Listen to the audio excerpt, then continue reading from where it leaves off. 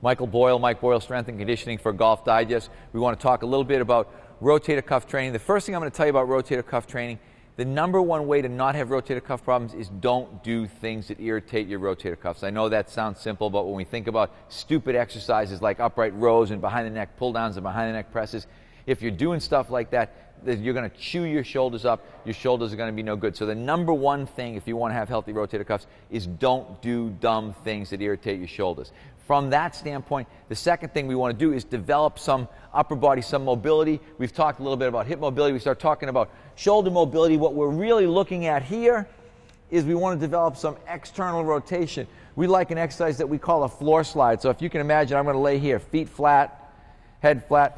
What I want to do is get the backs of my hands against the floor. Some of you may be like this. If you're here, you're already lacking in that external rotation. That's going to be a problem.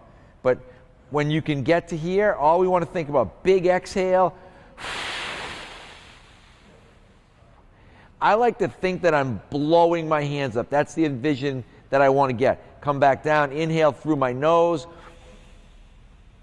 Big exhale through my mouth.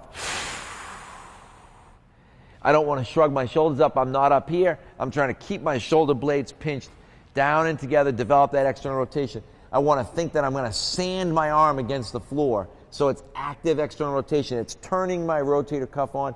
It's asking my internal rotators, my pecs, my lats, my subscapularis, to relax and lengthen out and let me get in this position. So this is a great exercise to start every day with. I don't care whether you're working out, whether you're golfing, whatever it is. Think about doing 10 floor slides, 10 big 5-second exhales. So if I'm here, I'm up.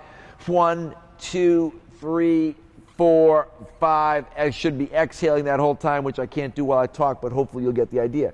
From there, I love to do just some simple rotator cuff strengthening.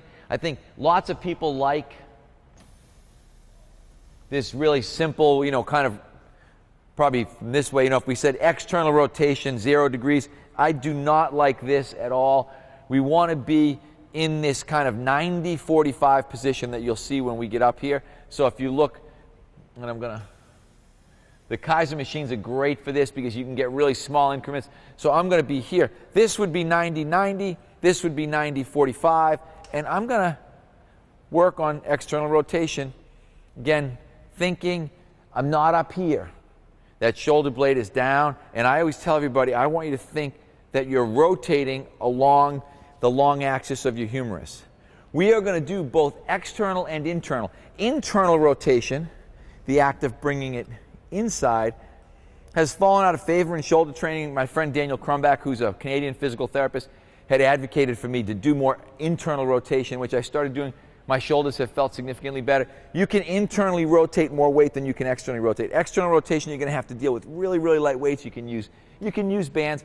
I like the Kaiser, but a band is going to be no problem. But think more about, like I said, this 90-degree abduction, about a 45-degree angle here away from your body, and getting that external rotation. Same position when you're getting internal rotation. So if you can develop some range of motion, some external rotation, which is this action right here, and then you can get some strength in internal and external rotation, but in a little more functional position, like that 90-45 position, it'll go a long way towards helping your rotator cuffs. Again, Mike Boyle, Strength and Conditioning for Golf Digest. Thanks.